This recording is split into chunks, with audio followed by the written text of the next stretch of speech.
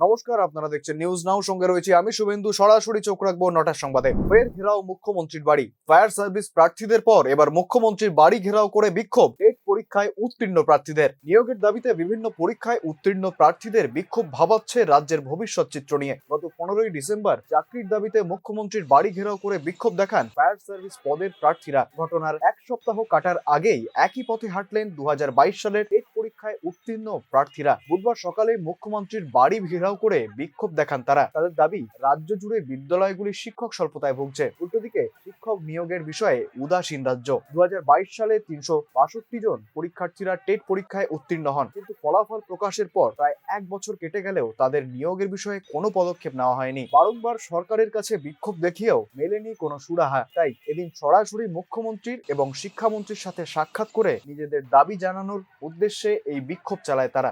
আমরা অশান্তি সৃষ্টি করতে তো এখানে আসিনি, আমরা সিএম স্যারের সঙ্গে দেখা করতে এসেছি তথা আমাদের শিক্ষামন্ত্রীর সঙ্গে দেখা করতে এসেছি। তো আমাদের রিক্রুটমেন্টের ব্যাপারে অনেকদিন ধরে কিছুই বলছেন না। এমনি এটা আমাদের শুধু একার প্রবলেম না, স্কুলের টিচারের সমস্যা, ছাত্রছাত্রীরা ভালো করে ক্লাস করতে পারছে না, শিক্ষা ব্যবস্থা ভেঙে পড়ছে। প্লাস কি করছে, প্রাক্তন শিক্ষকরা যারা রিটায়ারমেন্টে চলে গেছে ওরা এখন ক্লাস করাচ্ছে, বড় ক্লাসের স্টুডেন্টরা ছোট ক্লাস করাচ্ছে। এত সমস্যার একটাই সমাধান, সেটা হলো শিক্ষক নিয়োগ। আর আমাদেরকে এত ইকুয়ালিটি কোশ্চেন করেছে। আপনারাই ভাবুন যে প্রায় ৩৮,০০০ পরীক্ষা দিয়েছে, আমরা 1% পাস করতে পারিনি, মানে ৩৬০ জন। আমাদের নিশ্চয় যোগ্যতা আছে, এই যোগ্যতাটা ওরাই বিচার করুক, করে আমাদেরকে নিয়োগ করো, আমাদের সবার একসঙ্গে নিয়োগ করো ৩৬০ জনকে। তো এটাই আমাদের রিকোয়েস্ট সিএম স্যারের সঙ্গে। আজকে না ভাবলে আবার কবে ভাবে? সামনেই বিধানসভা অধিবেশন, তো এখন যদি না ভাবে ওরা কবে আর ভাববে? আমরা এরপরে কোথায় যাব? আমাদের পরিবারগুলো কি হবে? তো প্লিজ আপনারা বলুন আমাদের। ত্রিপুরার সার্বিক উন্নয়নে প্রয়োজন শিল্পের। এবার রাজ্যের শিল্পকে এগিয়ে নিয়ে যেতে হাত বাড়ালো নীতি আয়োগ। কোন রাজ্য বা দেশের উন্নয়নের ক্ষেত্রে মূল ধারক ও বাহক শিল্প, যা উক্ত ওই রাজ্যের বা দেশের পরিচয় গঠন করে। ত্রিপুরার ভৌগোলিক অবস্থান ও কাঁচামালের উপর ভিত্তি করে বেশ কয়েকটি শিল্প ইতিমধ্যেই রাজ্যে রয়েছে এবং চলছেও খুব রমরমা করে, যার মধ্যে বাঁশ, রাবার, আগর, আনারস প্রধান। এই শিল্পজাত দ্রব্য কেবল বহির্রাজ্য নয়, দেশের গণ্ডি পেরিয়ে বিদেশের মাটিতেও রপ্তানি হচ্ছে। তবে এগুলো ছাড়াও আস্তে আস্তে রাজ্যে তৈরি হচ্ছে অন্যরকম ইন্ডাস্ট্রি। এর মধ্যে ফুড প্রসেসিং, স্টিল কোম্পানি অন্যতম। তবে নতুন বিনিয়োগের ক্ষেত্রে বিভিন্ন ধরনের সমস্যায় পড়তে হয় মালিকদের। এই সমস্যা সমাধানে নীতি আয়োগ রাজ্য সরকার ও কেন্দ্র সরকারের মাঝের সেতু বন্ধন করবে। রাজ্য স্তরের শৈল্পিক বিকাশে যে কোনো সমস্যায় কেন্দ্রের সাহায্য পেতে এগিয়ে আসবে নীতি আয়োগ। বুধবার সাংবাদিক সম্মেলনে এমনটাই জানালেন নীতি আয়োগ ডেলিগেশন প্রধান doctor V.K.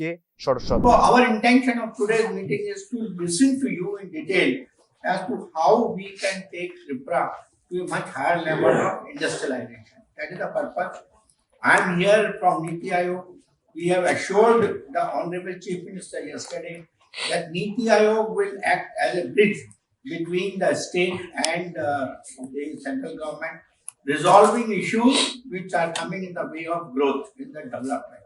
So we would like you to listen from you, your problems, and then we will try to see what best we can do by modifying either the government policies of the central as well as the state. চোরের হাত থেকে রেহাই নেই ভগবানেরও। রাজ্যে একের পর এক মন্দিরে হানা দিচ্ছে চোরের দল। এবারে ধর্মনগরের ঐতিহ্যবাহী শ্রী শ্রী হরি মন্দিরে লুটপাট চালালো দুষ্কৃতীরা। ধর্মনগরের 100 বছরের বেশি পুরনো শ্রী শ্রী হরি মন্দির শহরবাসী তথা রাজ্যবাসীর ঐতিহ্যের সাথে যুক্ত। এবার সেখানেই হানা দিল চোরের দল। বুধবার সকালে মন্দিরের পাশের দরজা ভাঙা দেখে সন্দেহ হয় পুরোহিতের। তখনই তিনি আশেপাশের লোকজনদের খবর দেন। দেখা যায় রাধাকৃষ্ণের মাথার সোনার মুকুট, হাতের বাঁশি, পূজায় ব্যবহৃত তামা ও কাঁসার বাসনপত্র সহ প্রণামী বাক্সের টাকা চুরি করে নিয়ে গেছে চোরের দল। চুরি করার আগে মন্দিরের সিসিটিভি ক্যামেরাও তারা কেটে দেয়। খবর পেয়ে ঘটনাস্থলে পৌঁছান ধর্মনগর থানার পুলিশ আধিকারিক। সম্পূর্ণ ঘটনাটিকে কেন্দ্র করে তদন্ত শুরু করেছে পুলিশ। ভোরবেলা বাবা উঠটা ঠাকুরের বাইলভোগ দিত, দরজাটা খুলতে পারছে না বলে দরজা ঠেলাইয়া দরজা খুলতে পারে না। পরে বাথরুমের দরজা খুললে ওদিকে সিটকানি খুললে বাইরে আইয়া দেখে এদিকে সিটকানি লাগানো। তো বাবা সিটকানিটা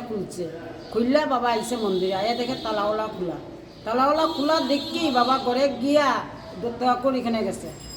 গিয়া দত্তয়া করে গেছে, গিয়া দত্তয়া করে কইয়া আইছে, আইয়া দেখে এইরকম অবস্থা মন্দিরে। তাই তো মানে বয়স্ক মানুষ তো, তাই নিজের থেকে নিজে অসুস্থ হয়ে গেছে, কালকে তাই অসুস্থ আসলে, প্রেশার উসার বাড়তি আছে। কি কি নিচে করে আপনার মানে মোটক নিছে, চূড়া নিছে, বাবার 10,000 টাকার মতন আসলো ইয়ের মধ্যে। কালকের প্রোগ্রাম আসলো, একটা প্রোগ্রামের সবটি পয়সা নিছে গিয়া। এরপরে চূড়া নিছে, বাসি নিছে, ঠাকুরের পিতলের বাসন নিছে, সব নিছে গিয়া।